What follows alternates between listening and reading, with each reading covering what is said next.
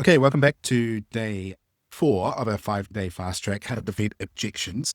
So far, we have covered the key mindset shifts that need to happen in order to make more sales. Then we got into the code of the sale, understanding how cognitive dissonance is the hidden buying response.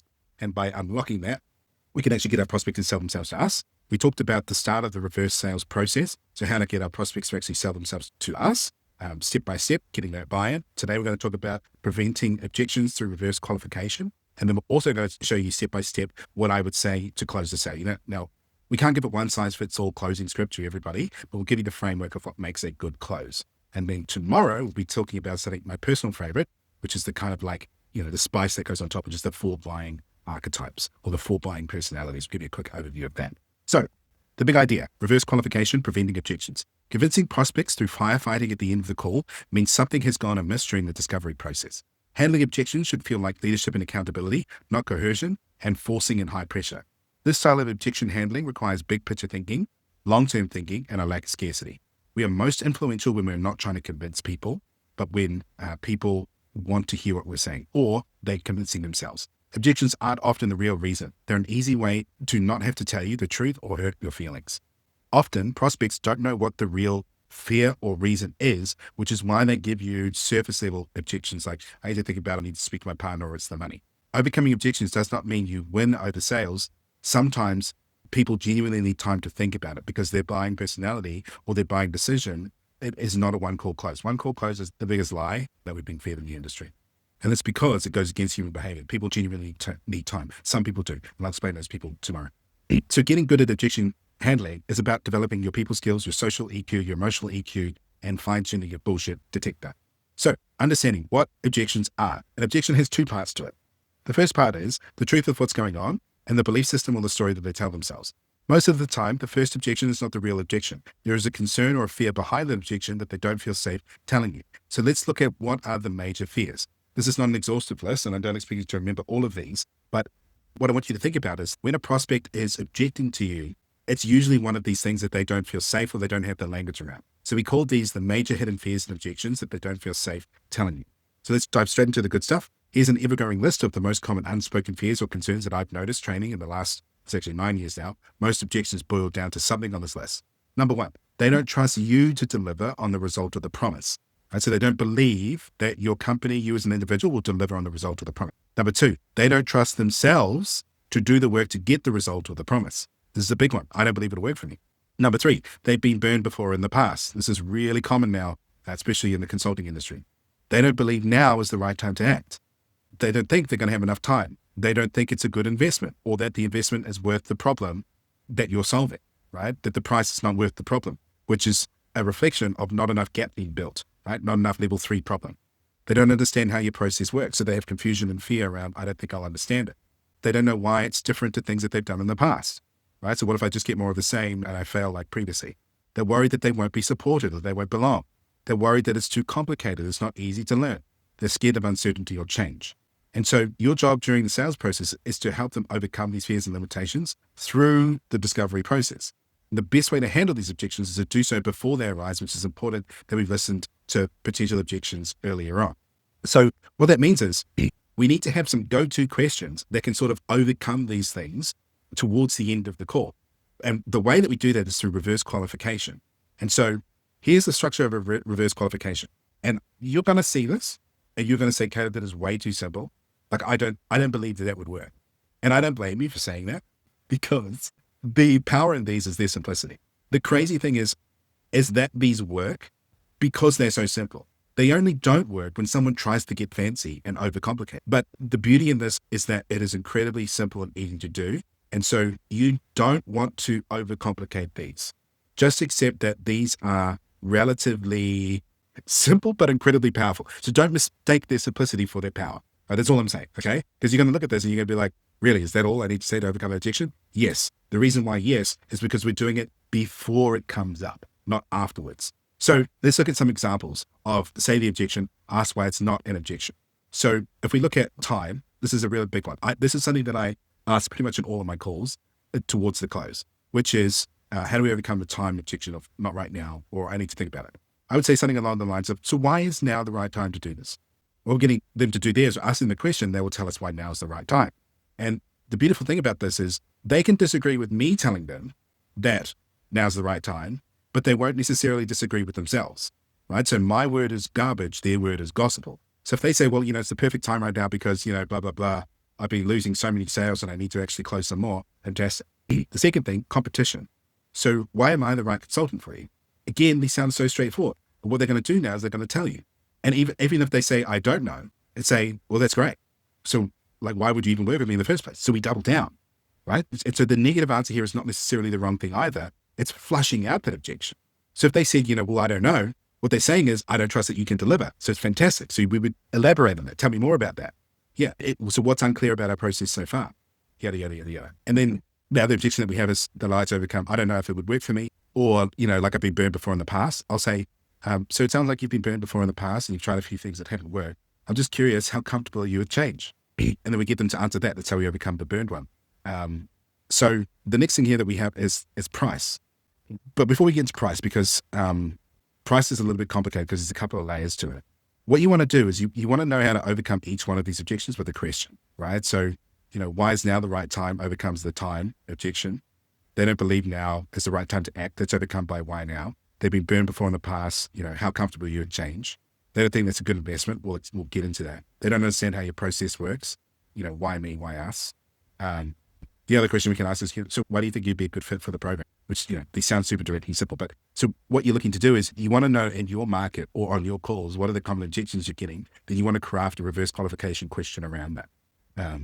So as you can see, there's no real one size fits all for everybody. What we're trying to do here is we're trying to give you the frameworks and the thinking behind it so that you can execute it. Because what works in the consulting industry from a word for word might be slightly different. You might not even get the will it work for me objection in your workplace. So don't say it. Do you know what I mean? So you just need to understand what the objections are, how to craft a reverse qualification, and then deploy that specifically for your industry. And so if you want that more bespoke, tailored help, that's exactly what we do in our accelerator. So you just send us a message and we can share with you the details. So one of the other things, just before we get into price, is when you get any objection, we want to do something called stress testing. Right? So stress testing is something that a lot of the people I've worked with are not very good at. So someone might say, I still need time to think about it. Right? And so we would turn around and go, okay, well, tell me more about what did you want to think about? So we, again, curious, define, elaborate.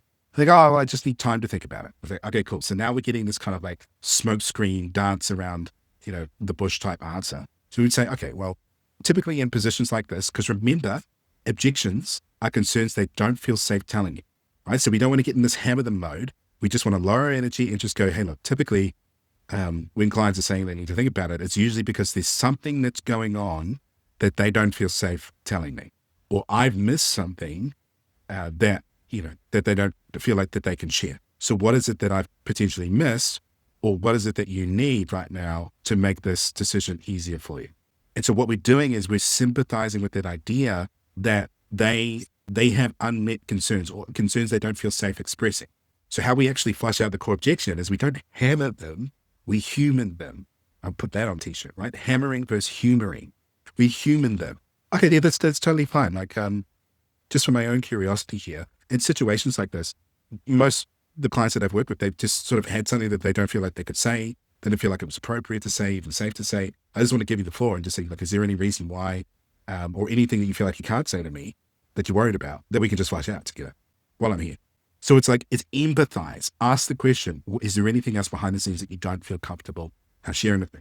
And so the other reason, we call this a tie down, right? So if we really get to the point where they're like, yeah, I just genuinely need time to think about it, about 50% of your prospects actually run a time-based convincing strategy, which we're going to cover tomorrow, which is period of time convincer or multiple time convincer. So there is a chance, probably about a 35% chance, that you'll actually be dealing with someone that genuinely requires time. And if we push those people too hard, they'll forego the sale and they'll just ditch us. But if we respect that strategy after we've stress tested it, we're more likely to get that sale because we're focusing on long-term relational selling.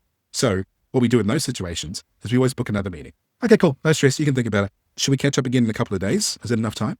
Yeah, blah, blah, blah. Try not to go any longer than 3 or 4 days. That tends to be the danger zone. So we just book another meeting on the call, then we lock in. So we just say, look, I set aside some time for you, about 15 minutes in a couple of days. Is there any reason why you wouldn't show up to that call? No, I'll be there. Okay, fantastic. We'll see you then. right? And so we lock in that call, we tie down, we double check, is there any reason why you wouldn't show up to the call? Flush out any hidden objections, right? And if at this point, with all of this humanizing, with all of this empathy, with all of this flushing out, with all of this cognitive dissonance, with all of this reverse qualification, and they're still not telling you, they were never going to buy anyway, right? So this is the other thing that happens when you sell this way. You're able to flush all that out. Okay, so let's talk about price, right? So price objection is twofold. The first one is there's not enough cognitive dissonance being built in your level 1, 2, or 3 problem. It's not big enough gap. Because what the price objection usually translated is the gap that you've established with me does not match the investment you're asking.